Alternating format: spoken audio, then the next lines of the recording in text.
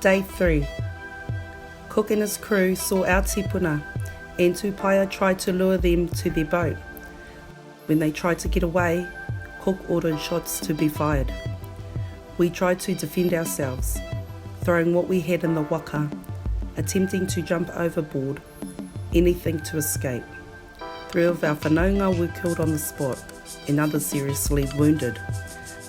The surviving 3 young boys, Haurangi, Ikirangi and Marukawati, were kidnapped and taken aboard. They were given alcohol, food and gifts to win them over. The boys were released eventually and dropped on shore near Te Rākau, laying one of the gifts received from the crew over their rangatira, a red serge that would later become a famous war cloak for Rongowhakaata, named Te Hinu o Tuhura. This is our collision story.